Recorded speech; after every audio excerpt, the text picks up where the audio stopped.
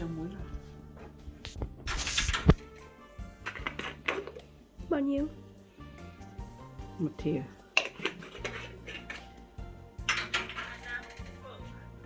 Đây là đổ phở đấy.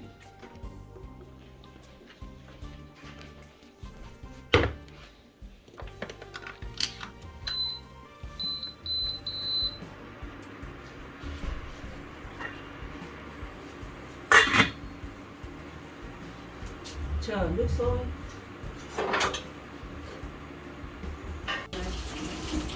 Để tí nữa luộc xong gà để bỏ ra thì lại mới quét vào cái da gà để cho da gà nó vào.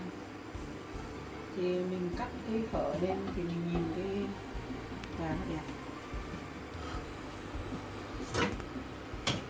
Xong bây giờ mình đi nướng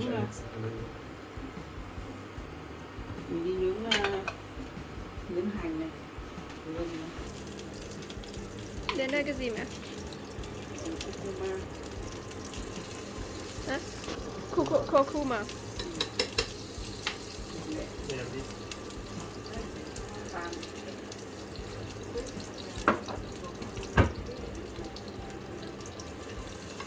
Mẹ phải nói to. Không nghe ở trong video được. Không nghe thì bằng tiếng Việt thì con. Thế thì mẹ ở để nó vàng. Mỡ gà này xong rồi chốc curcuma vào.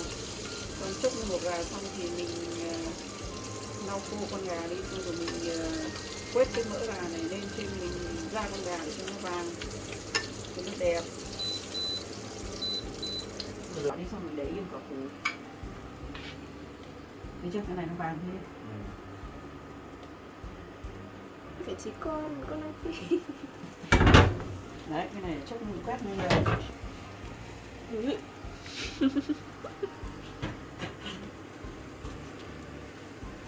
Thơm chưa? Đấy.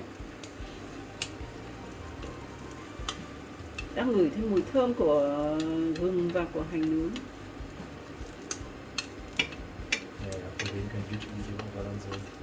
Xong rồi bằng tiếng Việt xong rồi không hiểu gì.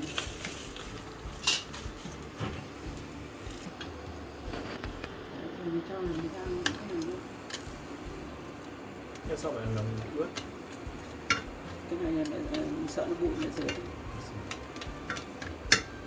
Thơm chưa? Mình quấy vào đã thơm rồi. Sao cái này cho sau? Cái đấy mới cháy nhanh mà. Đổ hết cái nước đi.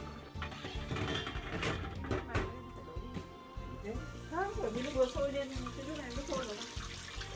Mình phải đi rửa đấy, con thấy nó đen xì bột bọt rồi. Thì mình phải rửa đi. Giờ bạn xả nước đi không? Đây. Xả. Nó có cái trắng này. Không, nhưng mà con gà nó nằm ở trong này. Kệ nó chứ, lần nào mình phải rửa đi. Nó có gì đâu, tại vì lần nào mình cũng phải rửa nó đi. Thì mình cứ cho nó sôi lên xong rồi xong. Cho vài muối vào nhé. Sôi lên thì tự nhiên là nó rửa hết cái bẩn bẩn trong đấy ra. Xong rồi đây con rửa lại xương.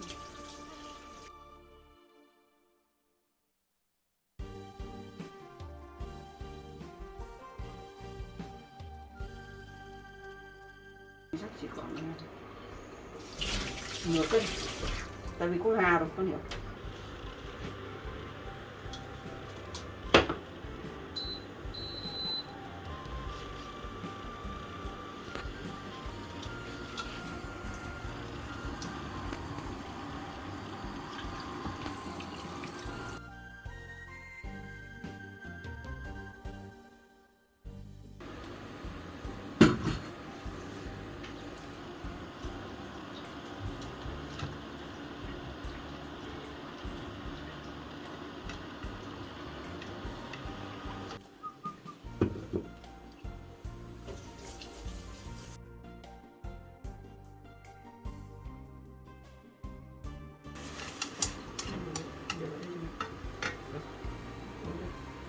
Nhưng mà ở nhà con làm gì?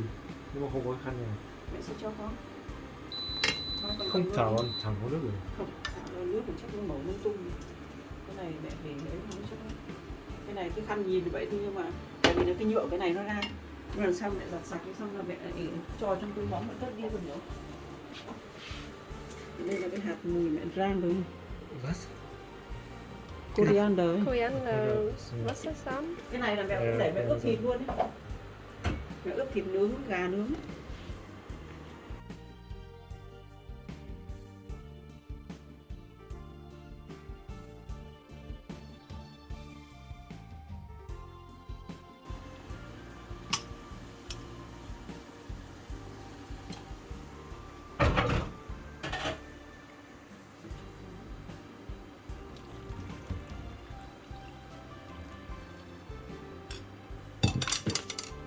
Sao mày để cái này?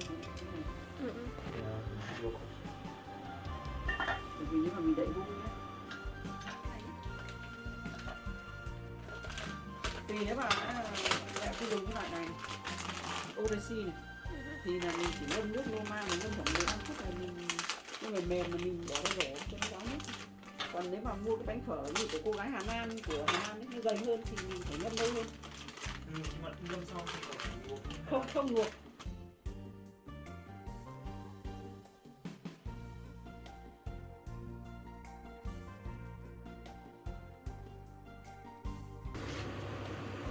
Đấy, nó sôi lên thì phải vớt hết những cái bọt này ra.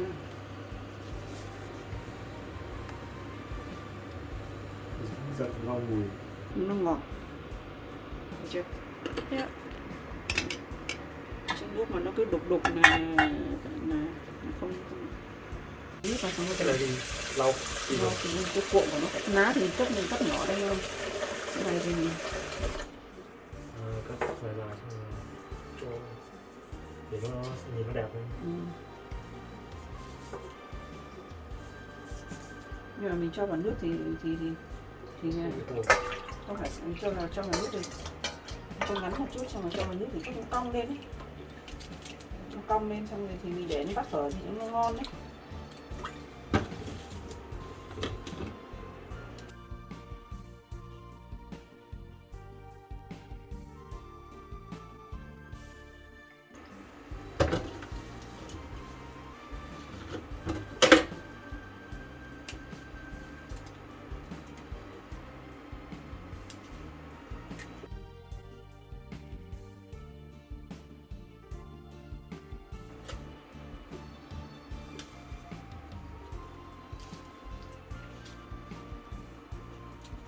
Đấy là mẹ xong rồi mẹ nó phải tận dụng cái này nhé. Đấy, xong rồi cắm vào nước này. Xong rồi để khoảng 1 tuần bắt đầu nó ra rễ xong rồi mẹ lại trồng nó kia để mẹ nó lên mà ăn. Thì mẹ không phải mua nữa. Thấy chưa? Bắt đầu rễ ra rồi này. Đấy. Cái dòng mùi này thì nó không được thơm lắm bởi vì đó là mùi không phải mùi của châu Á thì nó không được thơm nhưng mà không được. Còn nếu em muốn thơm thì mẹ lại phải cắt thêm cái này.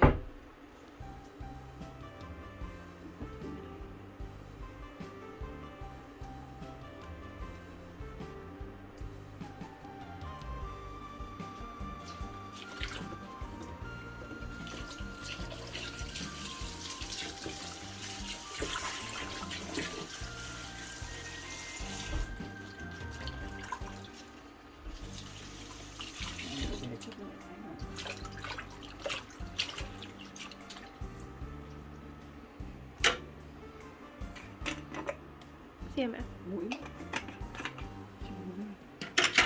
vào để ngâm cho nó sạch cái này nữa này. Cho nó cái hành này nó sẽ cong lên con nữa. Còn thêm nữa đó. Ngon thật. Rồi.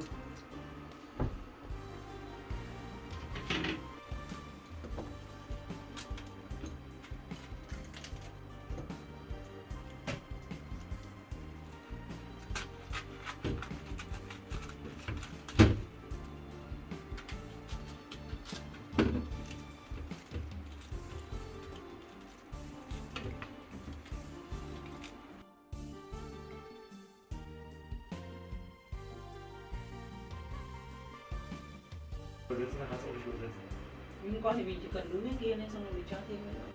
Mẹ chỉ còn Cốt phở gà. mẹ cũng có cho phở bò không mẹ? Cốt phở gà thì mẹ Để nó dịch nhá. từ từ. thì mẹ cho vào xong rồi 2 thìa mẹ. Tùy, nếu mà đây 5 người ăn thì cho 2 thìa, nhưng mà bình thường nó thì không cần 1 thìa thôi.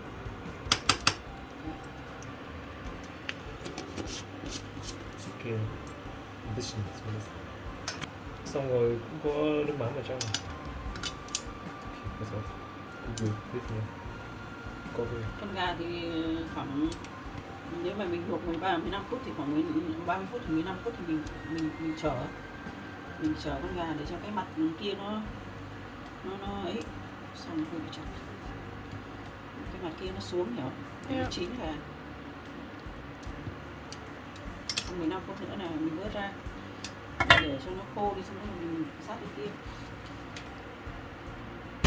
muối, đường.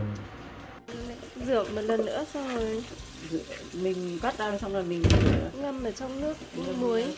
muối, xong bắt đầu là ngâm 5 phút, xong bắt đầu mình bỏ ra, mình lại rửa lại bằng nước sạch, nước lạnh ấy, Dạ. nước lạnh. Dạ. Mẹ nói ngọng. Ừ.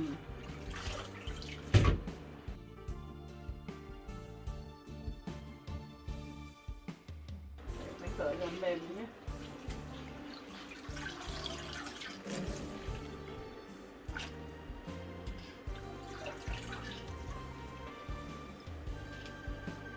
Năm 500g bánh phở cho 5 người. Vớt ra xong rồi này, xả lại cho nó hết cái nước đục này.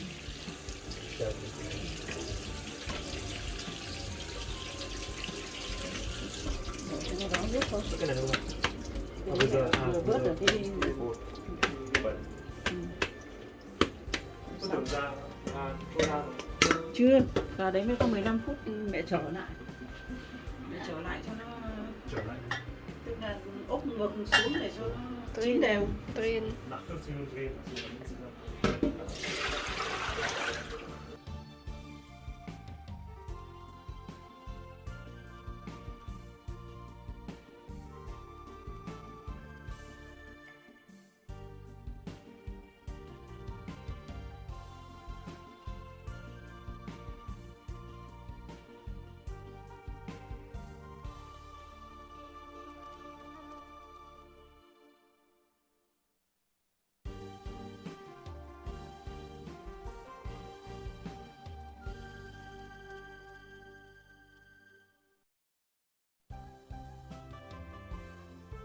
Nhìn thấy cái gì đấy, đây giống như cái này Kéo ra đây nó nhá. lại xấu. Không, cái đấy mẹ nhìn nào, bây giờ đây nhá. Đó. Đấy, con như này nhá, đúng không? Đó. Đấy, con mở cái này vậy thôi. Ừ. Đấy.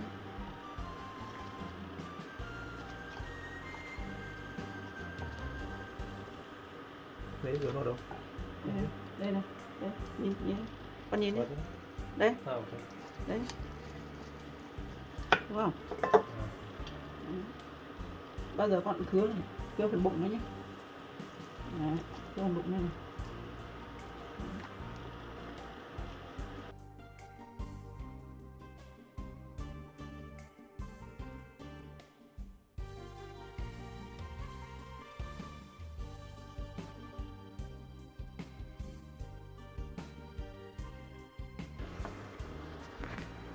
Có tưởng chờ nó nguội rồi luôn.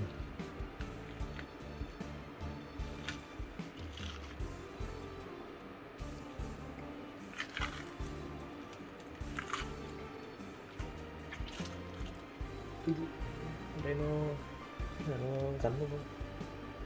Đây Đấy, chỉ tí nữa khi mà con thái đây, xuồng, thì cái ấy thì con nọc ra thôi. xuồng. Ừ.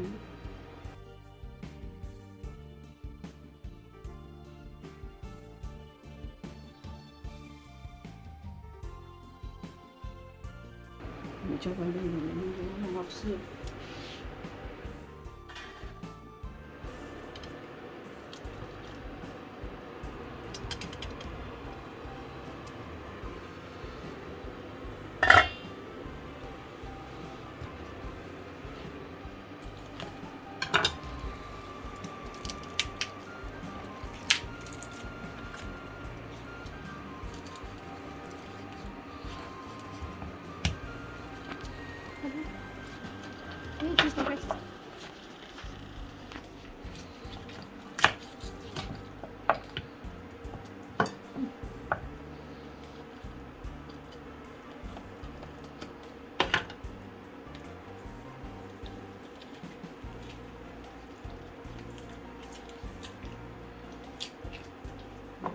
Sừng bỏ ra nhé. 이거 좋아하나?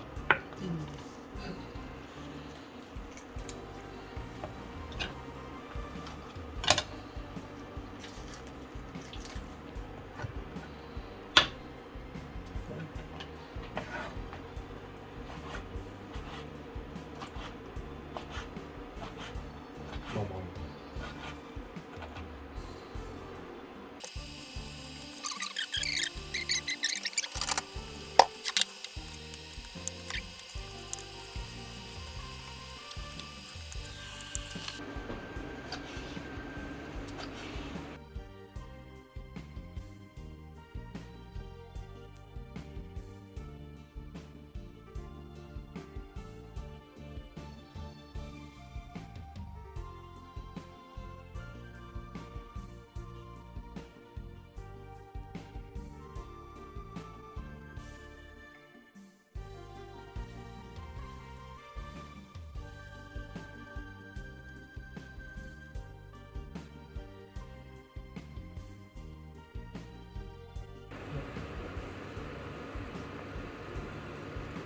Như này.